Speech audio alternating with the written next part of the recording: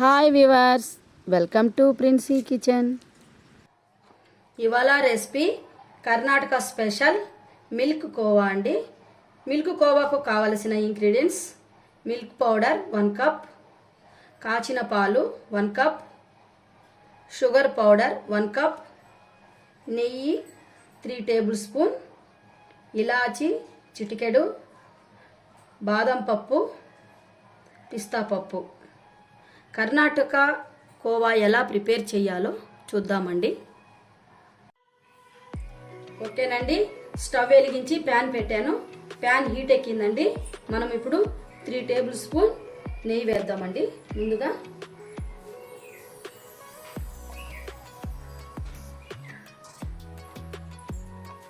కాచిన పాలు నెయ్యిలో పోద్దామండి.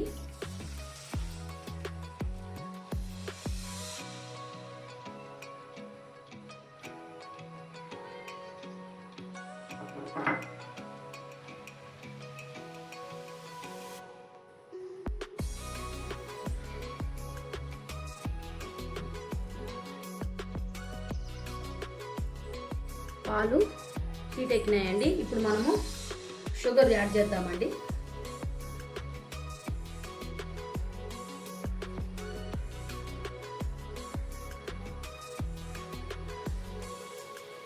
వేసి బాగా కలపాలండి. షుగర్ బాగా పాలల్లో మెల్ట్ అవ్వాలండి.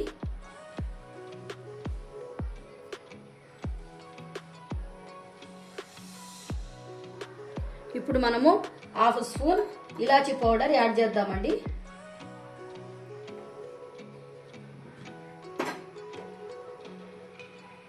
యాడ్ చేసి ఈ మిల్క్లో షుగర్ బాగా మెల్ట్ అయ్యే వరకు మనము బాగా కలుపుతూ ఉండాలి. షుగర్ బాగా మెల్ట్ అయిందండి. ఇప్పుడు మనము మిల్క్ పౌడర్ యాడ్ చేసుకుందామండి. కొంచెం కొంచెంగా మనము యాడ్ చేసుకోవాలండి మిల్క్ పౌడర్.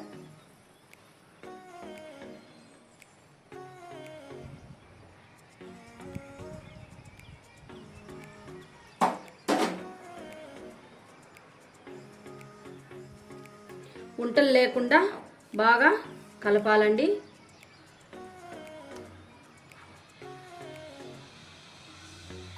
మనం మీడియం ఫ్లేమ్లో పెట్టుకొని కలపాలి.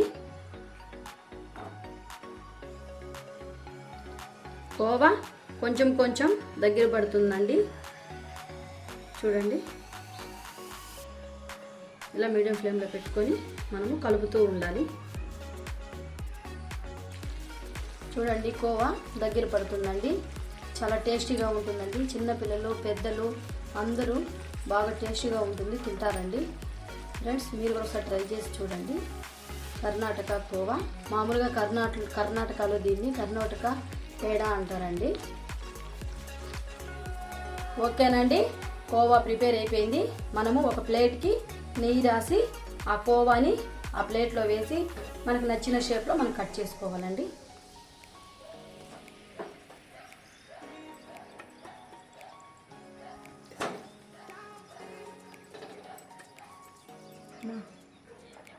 ఫ్రెండ్స్, మనం ఇలానే పెట్టి ఇలా మనము 5 మినిట్స్ ఇలా ఆరబెట్టాలండి.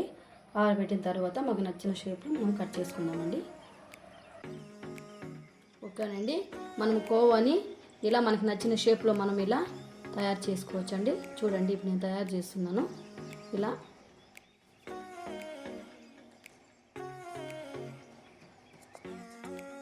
చూడండి ఫ్రెండ్స్, కోవాను మనం ఇలా మనకు నచ్చిన షేప్లో మనము ఇలా తయారు చేసుకోవచ్చండి. చూడండి, పెట్టి గార్నిష్కి మనము బాదం అన్న పిస్తాను పెట్టుకోవచ్చండి. ఓకేనండి, కర్ణాటక స్పెషల్ కోవా రెడీ అయిపోయింది. చాలా టేస్టీగా ఉంటుందండి. ఒకసారి మీరు ట్రై చేయండి. నేను చేసిన ఈ రెసిపీ మీకు నచ్చుంటే లైక్ చేయండి, షేర్ చేయండి, నా ఛానల్ను సబ్స్క్రైబ్ చేయండి. ఫ్రెండ్స్, లైక్ మాత్రం నాకు చాలా సపోర్ట్ అండి. లైక్ మాత్రం మర్చిపోవద్దండి.